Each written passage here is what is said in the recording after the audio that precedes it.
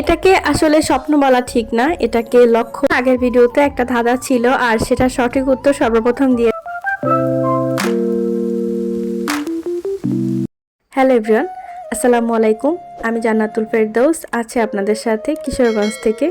বরাবরের মতো নতুন আরও একটি ব্লগ ভিডিও নিয়ে আপনাদের সামনে হাজির হয়েছি।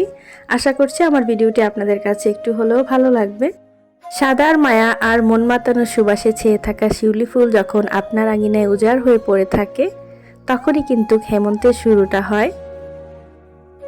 শুধু শিউলি ফুল নয়, দোলন চাপার হৃদয় ছুঁয়ে যাওয়ার সুগন্ধ আমাদেরকে হেমন্তকাল আবদ্ধ করে রাখার জন্য যথেষ্ট। সাদার পবিত্রতা আর সুবাসে মোহিত হয়ে চলুন হেমন্তকালকে বরণ করে নিই। আজকের ভিডিওটা একদম সকালবেলা থেকেই শুরু করছি। আসলে মেয়েকে নিয়ে স্কুলে গিয়েছিলাম, স্কুল থেকে ফেরার পথে কিছু প্রয়োজনীয় জিনিস নিয়ে এসেছি আর সেটা এখন গুছিয়ে নিচ্ছি, সেই সাথে আপনাদের সাথেও একটু টুকটাক গল্প করছি। আসলে আগে যখন চ্যানেল ছিল না তখন তো হুটহাট যে কোনো কাজ করে ফেলতাম, তবে এখন কোনো কাজ করার আগে একটু চিন্তা ভাবনা করে করতে হয় যে এই জিনিসটা আমি একটু শ্যুট করতে পারি কিনা বা করব কিনা, করা উচিত কিনা, অনেক কিছু মাথায় রেখে তারপরেই এখন অনেক কাজ করতে হয়।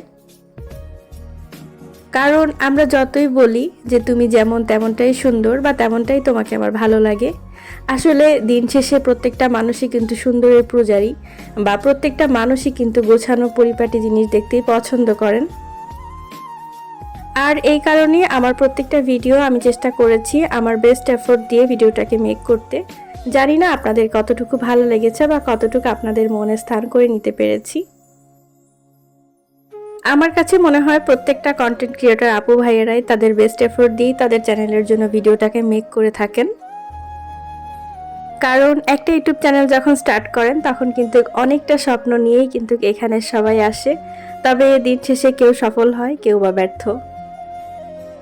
কথায় আছে মানুষ তার স্বপ্নের সমান বড়, কিন্তু আমার কাছে মনে হয় মানুষ তার স্বপ্নের সমান নয়, মানুষ তার চেষ্টার সমান বড়। আসলে যে যত বেশি তার কাজের জায়গায় এফোর্ট দিতে পারবে, দিন শেষে কিন্তু সে তত বেশি সফলতার মুখ দেখতে পারবে। অনেক সময় দেখা যায় অনেক বেশি চেষ্টা, অনেক বেশি পরিশ্রমের পরেও কিন্তু কোনো সফলতা পাওয়া যায় না।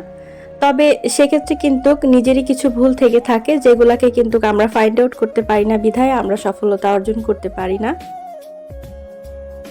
চেষ্টা ছাড়া শুধু স্বপ্ন দেখে কিছুই হয় না, কিন্তু স্বপ্ন দেখা ছাড়াই কাজ করে গেলেও কিন্তু কল্পনাতীত প্রাপ্তি আসে।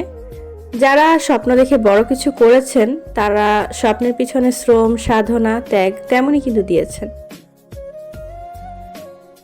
এটাকে আসলে স্বপ্ন বলা ঠিক না, এটাকে লক্ষ্য বা উদ্দেশ্য বলা উচিত। আসলে আমরা যখন নতুন কোনো কিছু শুরু করতে চাই তখন আমাদের আশেপাশের মানুষ অনেক রকম কথা বলে, তবে আমার কাছে মনে হয় মানুষের কথা না শুনে নিজেকে প্রায়োরিটি দেওয়া উচিত। আমি নিজে কি চাইছি সেটার উপরে আমাকে ফোকাস রাখতে হবে আর সেভাবেই আমার কাজটাকে আমাকে করে যেতে হবে। কিছু চিকেন উইংস নিয়ে এসেছিলাম, তো সেগুলো একটু ফ্রাই করে নিয়েছি। আসলে সকালে যেহেতু নাস্তা করা হয়নি তাই ভাবলাম ঝটপট কি করা যায়, তো এটাই করে নিচ্ছি। এখন যে অংশটুকু দেখতে পাচ্ছেন এটা কিন্তু আগের অংশের একদিন পরের ভিডিও। আসলে এখন কতটা লেজি হয়ে গিয়েছি এটাই হচ্ছে তার প্রমাণ। পুরের জন্য রান্না বসিয়ে দিয়েছি, তো এর মাঝে ভাবলাম বাসায় বেশ কিছু আমড়া রয়েছে, তো আমড়ার আচারটাও করা জরুরি, কারণ আমড়াগুলো কিন্তু একটু পেকে যাচ্ছে। তো ভাবলাম আমড়ার আচারটাও করি আর আপনাদের সাথেও একটু শেয়ার করি। একবার এফএম রেডিওতে শ্রোতাদেরকে প্রশ্ন করা হচ্ছে কে কি হতে চায়, সেখানে একজন বলল আমি বিজ্ঞানী হতে চাই। তো তাকে প্রশ্ন করা হয়েছে আপনি কোন বিষয়ে পড়াশোনা করছেন, তো সে বলল ইংরেজিতে অনার্স পড়ছেন। তার স্বপ্ন আর বাস্তবতা, সম্ভাবনা যে কি বলে তা কিন্তু বলার আর অপেক্ষা রাখে না। গল্পটা বলার একটাই উদ্দেশ্য, ইদানিং অনেক বেশি শোনা যায় মানুষ নাকি তার স্বপ্নের সমান বড় বা তার চাইতেও নাকি অনেক বেশি বড়। তবে আমার কাছে এটা যেমন অযৌক্তিক তেমনি অবাস্তব, কারণ এর পক্ষে কিন্তু সেরকম কোনো উদাহরণ নেই। এই কথাটা ঠিক কিছুটা এরকম মনে হয় যে যেমন কর্ম তেমন ফল। তো আসলে এরকম চিন্তাভাবনা না করে আমরা নিজেদের লক্ষ্যটাকে ঠিক রেখে যদি কাজ করে যাই, সফলতা কিন্তু একদিন আসবেই। অনেক কথা বলে ফেললাম আপনাদের সাথে আজকে। আশা করি আমার কথার মাঝে ভুল ত্রুটিগুলোকে ক্ষমা সুন্দর দৃষ্টিতে দেখবেন। দুপুরে রান্না তো শেষ করে ফেলেছি, তো এখন আচারটা বানিয়ে নিচ্ছি আর আপনাদের সাথেও একটু শেয়ার করছি। যারা নতুন গৃহিণী আছেন তাদের কাছে আশা করছি আমার রেসিপিটা ভালো লাগবে। আমি প্রথমে প্যানটাকে গরম করে নিয়েছি একটু, আর এর মাঝে আমি পরিমাণ মতো সরিষার তেল দিয়েছি। সরিষার তেল দেওয়ার পরে আমি এখানে কয়েক কোয়া রসুন দিয়ে দিয়েছি আর মাঝখান থেকে কেটে নেওয়া শুকনা মরিচ দিয়েছি।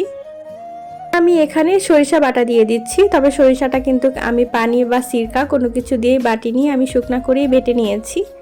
আর এইখানে আমি 5 ফোড়ন হালকা একটু ভেজে নিয়েছি, ভেজে আমি গুঁড়া করে নিয়েছি। সব কিছু দিয়ে মশলাটাকে একটু ভালোভাবে ভেজে নিতে হবে। মোটামুটি সুন্দর একটা স্মেল বের হওয়ার পরে আমি আগে থেকে কেটে রাখা আমড়াগুলিকে দিয়ে দিচ্ছি। এখানে 1 কেজি পরিমাণ আমড়া রয়েছে, আর আমড়াটাকে কাটার পরে আমি বেশ অনেকক্ষণ পানিতে ভিজিয়ে রেখেছিলাম। আর আমড়াটা কিন্তু আমি গোটা ইউজ করিনি, আমি মাঝখান থেকে একটু কেটে নিয়েছি। এখানে আমি 1 কাপ পরিমাণ চিনি দিয়ে দিয়েছি। চিনিটা দেওয়ার পরে আমি সামান্য পরিমাণ একটু মরিচের গুঁড়া আর একটু হলুদের গুঁড়া ইউজ করেছি। সেই সাথে আমি এখানে আগে থেকে কিছু তেঁতুল পানিতে ভিজিয়ে রেখেছিলাম আর সেটাই এখন দিয়ে দিয়েছি। আমড়াটা যেহেতু একটু টক ভাবটা কম থাকে, তাই এখানে তেঁতুলটা ইউজ করলে আচারটা খেতে বেশ ভালো লাগে। এছাড়াও এখানে স্বাদ মতো লবণ দিয়ে দিতে হবে। সব কিছু দেওয়া হয়ে গেলে আমি ভালোভাবে এখানে মিক্স করে নিব। আর মিক্স করে নেওয়া হয়ে যাওয়ার পরে আমি এখানে 10 থেকে 15 মিনিট এটাকে ঢেকে রান্না করে নিব। একটু পরপর ঢাকনাটাকে উঠিয়ে একটু উল্টে পাল্টে নিতে হবে, কারণ আমড়াটা যেহেতু একটা সাইড হয়ে আছে, তো অপর সাইড কিন্তু সিদ্ধ হবে না, তো এই জন্য একটু উল্টে পাল্টে নিতে হবে। তাহলে সব সাইড সমানভাবে সিদ্ধ হয়ে যাবে আর সব দিকে ভালোভাবে সব মশলা পৌঁছে যাবে। আমড়াটা যখন ছুরি দিয়ে কাটবেন তখন একটু খেয়াল রাখবেন যে এটা বেশি শক্ত নাকি নরম। যদি আমড়াটা বেশি নরম হয়ে থাকে সেক্ষেত্রে টাইমটা কিন্তু কম লাগবে, 10-15 মিনিটের ভিতরে কিন্তু এটা তৈরি হয়ে যাবে। তবে আমড়াটা যদি একটু শক্ত হয়ে থাকে সেক্ষেত্রে কিন্তু টাইমটা আর একটু বেশি লাগতে পারে। আমার আচারটা কিন্তু রেডি হয়ে গিয়েছে, আর এই পর্যায়ে কিন্তু আমি নামিয়ে নিব। কারণ এটা যদি আমি প্যানের মাঝে এভাবে রেখে দিই তাহলে প্যানের গরমেই কিন্তু আচারটা পুড়ে যেতে পারে, আর পুড়ে গেলে কিন্তু আচারটা খেতে একদম তিতা লাগবে। আমি এখানে একটা সার্ভিং ডিশে আচারটাকে ঢেলে নিচ্ছি।